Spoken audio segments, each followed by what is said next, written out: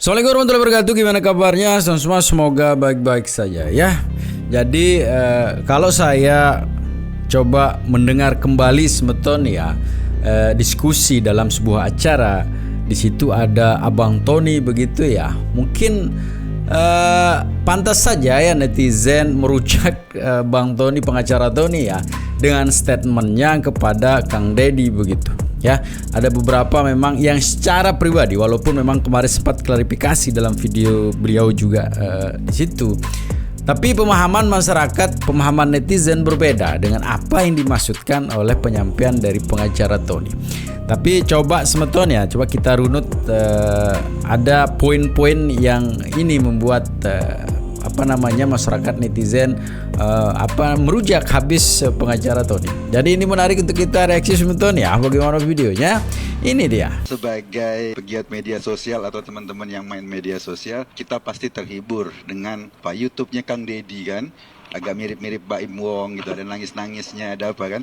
Itu hiburan buat kita. Tapi tentu saja bagi kita masyarakat, seorang gubernur fungsinya jangan sampai sama dengan Baim Wong dong. Kita harus lebih, karena itu kita memilih dia sebagai gubernur. Misal dalam kasus pembongkaran tempat hiburan di Puncak. Katanya ini adalah penyebab banjir. Kalau itu memang dasarnya, saya yakin penyebab banjir bukan cuma satu gedung, bukan cuma satu bangunan. Oleh karena itu yang dibutuhkan adalah penataan kawasan Puncak. Jadi mungkin yang dibongkar nanti 100, 200 film, 400, 500, bongkar semua. Kalau itu nggak dilakukan, pencitraan. Cuma satu, kegayaan di YouTube, orang-orang tepuk tangan, kita menangis-nangis sama seperti kita nonton Mbak Im Wong. Setelah itu selesai. Itu yang penting. Pencitraan atau bukan, saya lihat bukan saat ini, tetapi apakah itu berlanjut atau tidak, ataukah cuma sekedar show sebentar lalu lupa. Kemudian Puncak begitu lagi, besok Bogor banjir lagi. Kalau mau, selesaikan semuanya. Total, itu bukan pencitraan namanya, gebrakan. Tetapi kemudian peraturannya tidak dibuat. Maka saya simpulkan itu pencitraan. Saya tidak tahu, misalnya pembongkaran gedung atau objek wisata. Ini taman hiburan itu, silakan Ya. berikan penjelasan. Ini izinnya berapa? Izinnya diajukan 4.800 meter persegi kurang lebih. Nah terus yang dikerjakan? Yang dikerjakan sampai dan tahun kemarin itu menjadi 15.000. 15.000 berarti sudah nambah 11.000. Ya, sudah dilakukan penindakan oleh Pemda Kabupaten Bogor bersama kami. Kemudian pelarangan study tour tadi. Mengeluarkan perintah untuk melakukan nonaktif pada kepala sekolah di salah satu kepala sekolah di Depok karena siswanya pergi ke Bali. Padahal sudah ada surat edaran PJ Gubernur yang melarang anak-anak sekolah itu bepergian pelesir di luar provinsi Jawa Barat. Pembongkaran, apakah sudah sesuai prosedur atau belum? Pembongkaran itu harus dilakukan oleh pemilik gedungnya sendiri yang dinilai melanggar, yang dinilai ilegal dalam waktu 30 hari. Jika tidak dibongkar sendiri sesuai dengan. Dan itu memang yang sudah dilakukan Kang Deddy ya selama ini begitu ya. Kalaupun memang menghabiskan waktu untuk perbaikan, itu juga yang dilakukan begitu ya. Lanjutin bentar. Batas waktu yang telah ditentukan, baru kemudian pemerintah daerah mengambil alih untuk membongkarnya. Saya tidak tahu apakah pembongkaran gedung Hibis itu sudah sesuai prosedur atau belum. Peringatan sudah Pak? Diminta bongkar sendiri sudah? Ya, Tetapi ketentuan. udah, karena tidak dibongkar sendiri, perintah saya bongkar mulai hari ini. Tentu kan ada pekerja-pekerjanya. Kalau kemudian dibongkar, ini pekerjaannya kan itu nganggur. Enggak sekian, mah data anu digarawe di dia, ya. Anu di luar jeung nu di jero upahna biasa sabaraha ya. Ku saya dibere tapi kalebaran. Datanya Mas, siapa? Tuh beresin. Besok tadi ada data karyawanna kadegan. Dia melak tangkal jeung ngurus tangkal di dia. Oke? Oke? Jadi apa solusi untuk pegawai yang ada di sini? Solusinya adalah nanti setelah pembongkaran saya tugasin untuk merehabilitasi tanah di Puncak, nanam pohon dan ngurus. Dan itu digaji tiap bulan. Kemudian yang di Bekasi ada larangan. Ini tanah-tanah siapa? Lebih bagus lagi dikaji dulu tuh, dipanggil wali kotanya, dipanggil bupatinya, dilihat, dicek, bila perlu diploting oleh BPN. Suratnya apa? Dilihat, beli dari mana? Jangan sampai turun itu masih tanda tanya, ini tanah siapa? Enggak. Saya bongkar yang kosong dulu, Pak. Yang kosong yang tidak berpenghuni. Mbak, gimana? Pak, saya sebagai yang punya warung nih Pak. Oke, saya nanya Bapak punya izin dari mana bangun warung? Saya memang tidak punya izin Pak. Saya dari masih kecil diberanakan, orang tua saya sudah punya warung di situ Pak. Ya, enggak. Bapak punya sertifikat? Tidak Pak. Ya udah. Saya ngaku saya salah Pak. Udah ini bangunan kosong saya bongkar. Cuma gini Pak, saya kan habis banjiran, Iya. habis kerugian Pak. Ini mau jelang lebaran, alangkah baiknya yang ada masih materialnya, Enggak. saya fungsikan sebagai warung lagi Pak. Pak lama Pak. Ini kita ini ngejar waktu Pak. Yang banjir tuh warga. Saya ini mau bantu. Saya juga kebanjiran Pak. Iya, saya mau bantu menyelesaikan. Saya bongkar sendiri. Pak lama Pak. Tambah masalah Lah menurut kan saya. yang masalah- Karena barang-barang yang bisa dipakai akan dipakai Bu, lagi. Pak, Bapak Udah, sekarang gini, saya hitung saya bayar.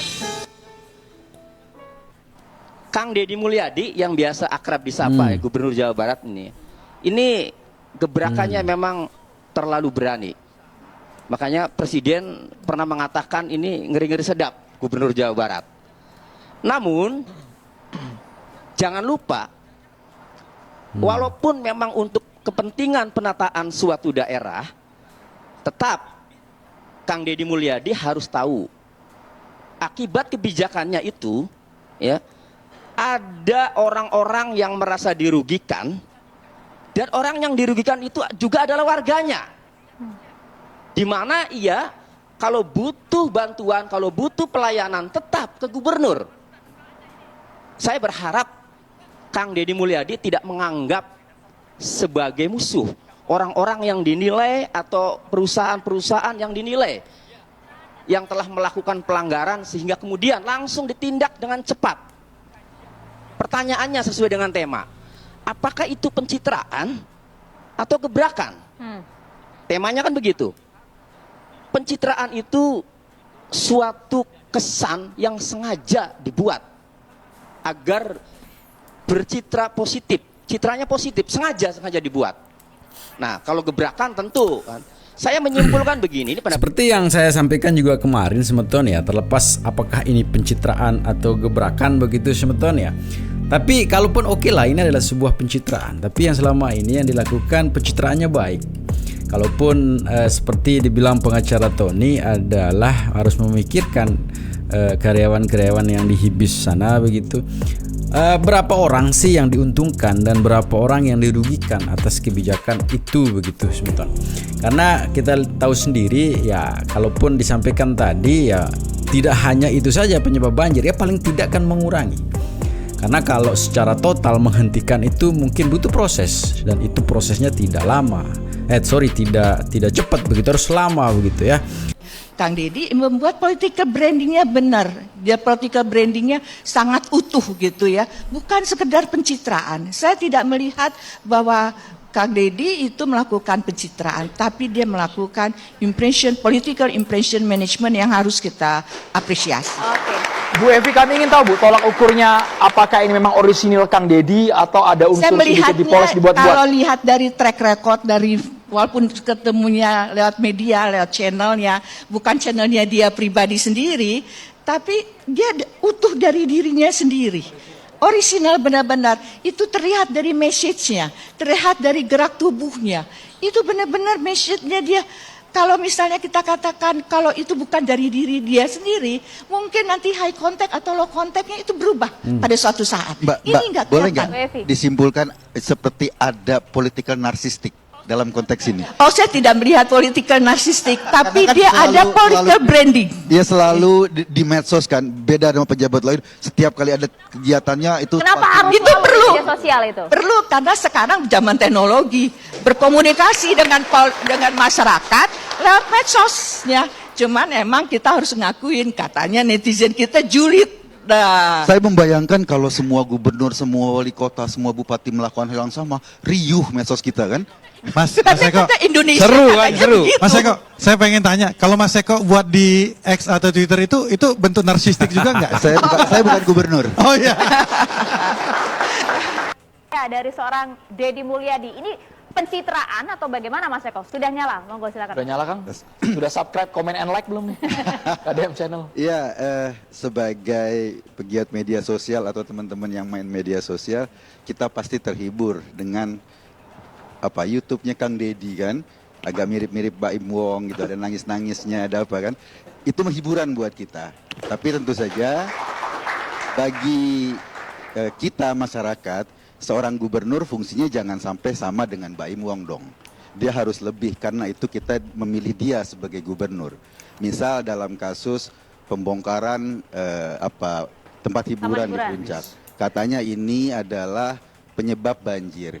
Kalau itu memang dasarnya, saya yakin penyebab banjir bukan cuma satu gedung, bukan cuma satu bangunan. Oleh karena itu yang dibutuhkan adalah penataan kawasan Puncak. Jadi mungkin yang dibongkar nanti 100, 200 film, 400, 500, bongkar semua. Kalau itu nggak dilakukan, ini pencitraan. Cuma satu, gegayaan di YouTube, orang-orang tepuk tangan, kita menangis-nangis, sama seperti kita nonton Baim Wong, setelah itu selesai. Itu yang penting. Pencitraan atau bukan, saya lihat bukan saat ini, tetapi apakah itu berlanjut atau tidak.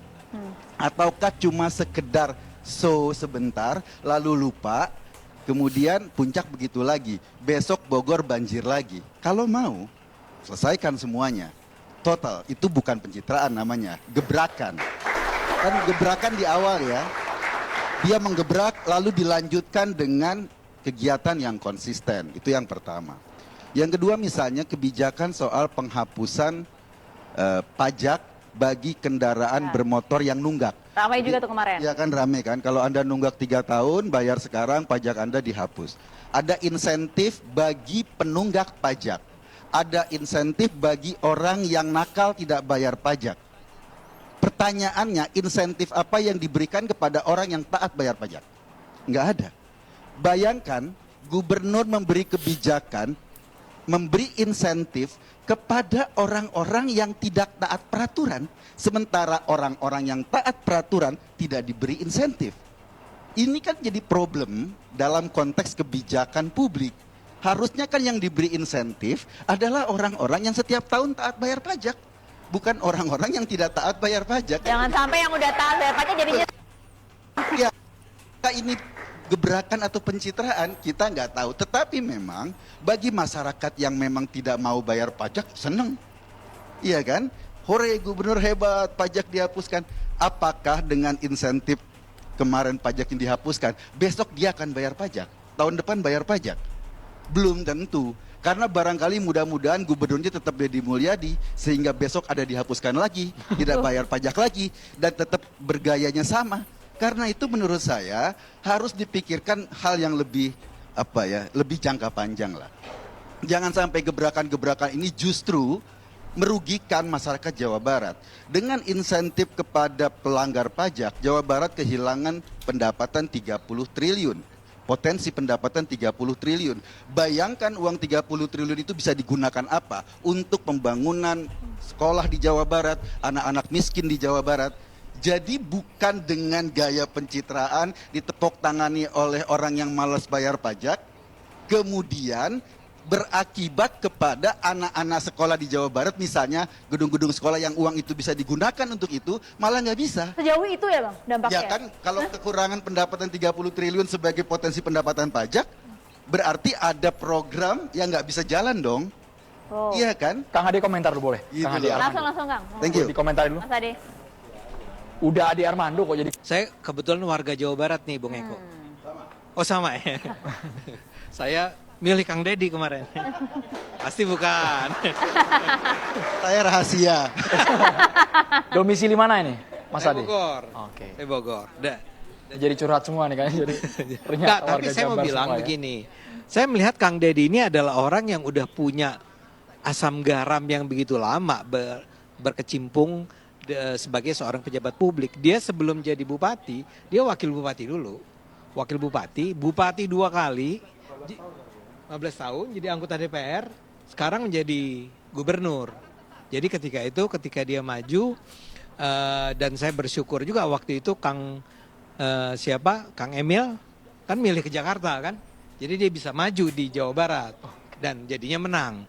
Menangnya dengan angka yang luar biasa kan. 66%. 66%. Nah, saya merasa itu adalah cerminan dari betapa masyarakat percaya pada Kang Deddy. Nah, saya melihat Kang Deddy ini memang bukan tipe orang yang sekedar melakukan gebrakan tanpa dasar. Misalnya kembali ke pembicaraan tentang apakah ada aturan mengenai pelarangan study tour. Ada. Ternyata ada ya. Ini saya lihat dari, wah ini hilang lagi nih. Surat edaran Nomor 64 garis miring PK 01 Kesra tentang study tour pada satuan pendidikan yang ditandatangani oleh pejabat atau PJ Gubernur Jawa Barat B. Mahmudin tertanggal 8 Mei 2024. Jadi sebelum tindakan eksekusi yang dilakukan terhadap Kang Deddy Mulyadi, ya kan sudah ada aturannya. Sudah ada. Jadi ya gimana Kang Tony? Ya. Bisa ditarik lagi? Sabar, Bang Endar. Mas Ade belum kelar nih, sabar. Enggak, saya Mas Ade. Enggak, sekarang kita harus apresiasi ya, Kang Tony itu mempertanyakan ada nggak aturannya ya. Kebetulan dengan cepat bisa ditemukan ada aturannya. Sebagai orang Jawa Barat saya juga ingat bahwa sebetulnya sebelum Kang Deddy jadi gubernur sudah keluar, karena waktu itu kekhawatirannya adalah soal kecelakaan ya, dan betul Anda katakan lagi ada kaitannya dengan betapa biaya yang dikeluarkan oleh para orang tua. Jadi anyway saya mau bilang bahwa aturannya ada, dia tidak sekedar melakukannya tanpa ada dasar rujukan yang jelas. Itu udah dipikirin semua. Tapi saya tertarik dengan ada video dari dari pengacara Tony memang kemarin ya, bahwa apapun yang kita dengar sekarang ini adalah itu permintaan dari stasiun TV-nya gitu, yang menjadikan perdebatan, yang menjadikan diskusi itu semakin menarik lah. Tapi kalau kita lihat dalam hati nurani yang paling dalam, mungkin ya setuju juga dengan semua yang dilakukan oleh Kang Deddy. Jadi begitu sebetulnya ya, tetap jaga persatuan dan kesatuan kita ya. Assalamualaikum warahmatullahi wabarakatuh.